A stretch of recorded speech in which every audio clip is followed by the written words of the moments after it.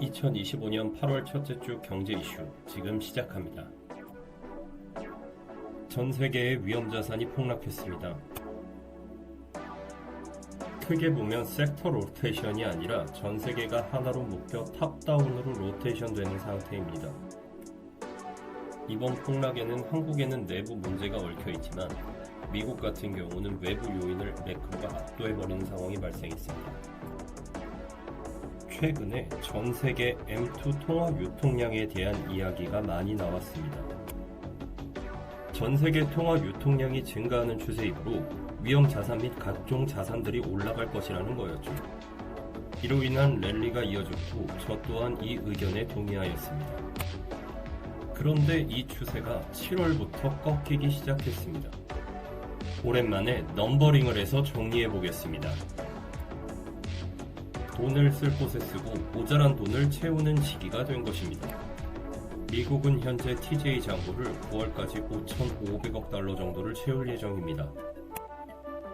그러면 시중의 유동성을 흡수하게 되고 트럼프 정부는 이를 단기채 발행으로 한다고 이야기했습니다.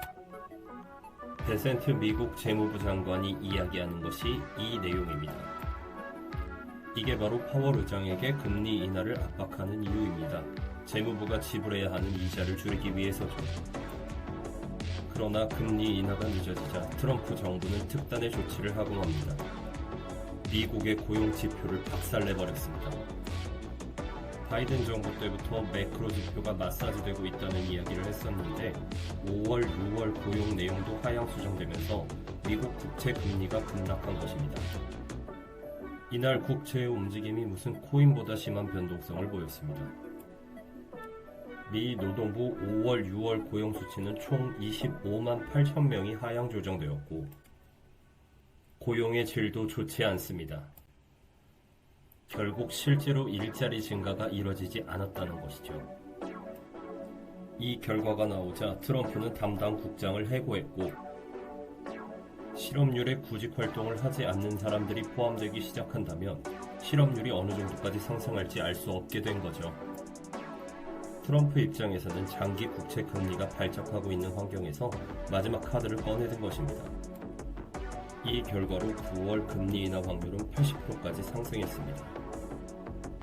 머릿말에서 섹터 로테이션이 돌고 있다는 이야기를 했었는데요.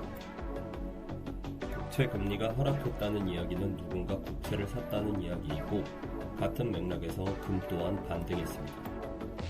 전 세계에서 가장 큰 두 시장에 자금이 몰리게 된 것입니다. 어디론가 돈이 흘렀다는 얘기는 돈이 있는 곳에서 빠져나갔다는 것을 의미합니다. 나스닥 등 위험 자산은 닷컴 버블과 리먼 사태 등 버블 고점을 이은 추세선에 맞닿아 있었습니다. 조심해야 될 때라고 이야기했던 것이 이 상황입니다.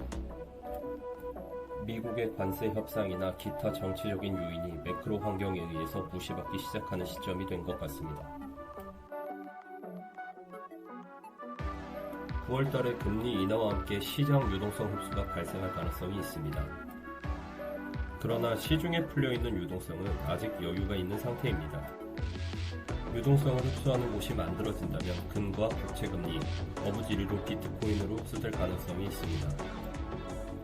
현재 유동성이 빠져나간 곳들은 커머디티 자산들과 위험 자산들이고 단기적으로 국채 금리가 빠지게 되더라도 달러의 상대적 강세가 이어질 가능성이 큽니다. 나스닥 인덱스 기준 18,000 정도, 비트코인 기준 98,000 이하로 떨어져야 하락 장세 시작이라고 볼 수 있으며 모멘텀이 약해졌지만 강세장 내의 조정이라고 볼 수 있는 상황입니다.